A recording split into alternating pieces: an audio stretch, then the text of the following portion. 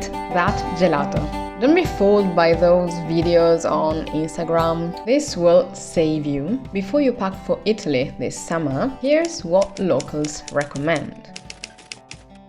If you wear a backpack on a daily basis, avoid plastic shoulder straps or a material that can make you sweat more than you will already do. So prefer any natural material, or maybe pack a tote bag made of cotton so that you can use that on a daily basis instead of your regular backpack.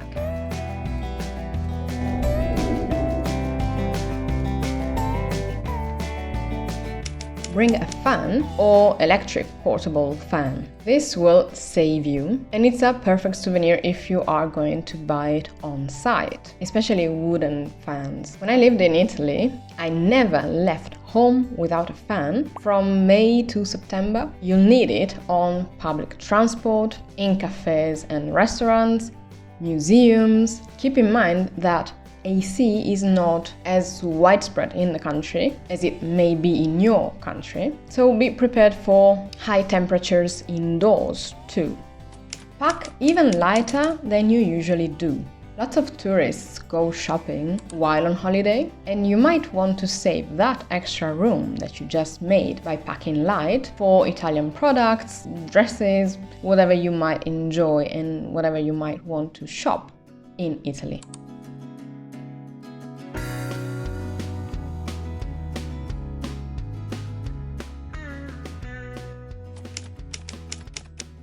Eat that gelato. You will never regret it. Just maybe sit down while you're eating to avoid a messy experience. And if a scoop falls on the ground, don't be that tourist, but grab a tissue and clean after yourself. This is another tip, actually. Bring tissues, because the ones that you will see in most bars and even in gelateria, those are plasticky and they don't clean anything, really. So bring your own, I don't know, Kleenex or something. Opt for sandals and open but comfortable shoes. Your feet will be boiling in the Italian heat. This may vary depending on the forecast, but if I were you, I would bring one pair of shoes and one pair of sandals, no matter how long you're gonna stay in the country. August is a dead month. A huge percentage of Italians go on holiday in August. Offices, stores, and even some cafes will be closed. And don't rely on Google for this, because if they are more internet versed, they will have an Instagram page, and over there you can check for their vacation time. But otherwise, you are likely to find a paper note on the door of the restaurant or store, and this will likely be all in Italian, maybe also a couple of words in English, but in this case just use Google Translate, which will be your best friend if you don't speak Italian. But just use the photo feature to read that, or any menu in the restaurant and so on, you know? Just plan your holiday knowing that you have to check for vacation time beforehand. If you travel through Italy in August and you were planning on dining at a fancy restaurant or a high-rated restaurant, call them,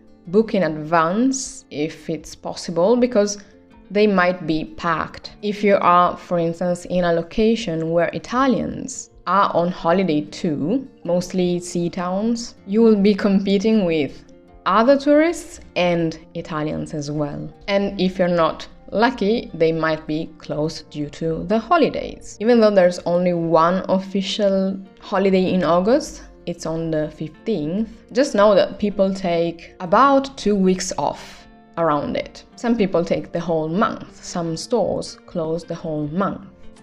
Be aware of your surroundings at all times. Never ever leave your stuff unsupervised. For example, at the beach, or as you step out of a cab, at the train station. And here I'm specifically thinking about those who listen to music while walking. So if you wear headphones, maybe keep one side towards the back of your ear so that you can still hear something.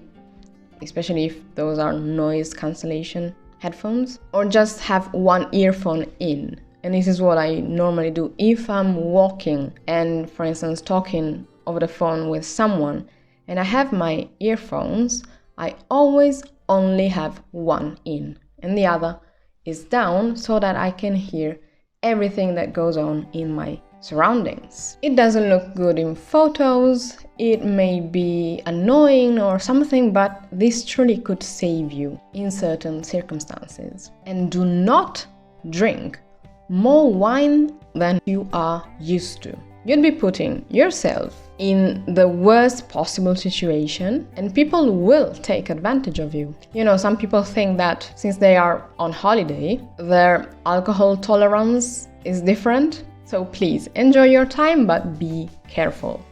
Traffic in small coastal towns can be crazy. Don't be fooled by those videos on Instagram and TikTok showing you those perfect girls enjoying their Costiera Amalfitana holiday without showing you the mess that goes behind the scenes. Because they don't usually show you what it took them to get there, how expensive the ride was, if they used a taxi, because taxis are the number one most expensive mode of transport in Italy. And I would say use it when you have no other option, or if you fear for your safety at night and you still have quite a bit of walking until you get to your accommodation. And only jump on official taxis, you will recognize them. But going back to our imaginary coastal town, parking is savage in those places, including scammers. They will ask for money despite, I don't know, that area being free. Just beware of that. But you will see scooters parked in the most unlikely places and they will drive recklessly too. So now you're warned. Do not overpack your schedule. And don't worry too much about where you're going to eat. Food will be good most of the times. And when you're in doubt, pick the dish with fewer ingredients. It will likely have fresh and local produce, and it will also be cheaper compared to sophisticated meals that don't necessarily use local and fresh produce. If you can, limit your pasta intake in the evenings. That's more of a lunch meal for us Italians, and it should only occasionally be consumed at night. And bear in mind that restaurants open late, so your body will have even less time to digest before bedtime.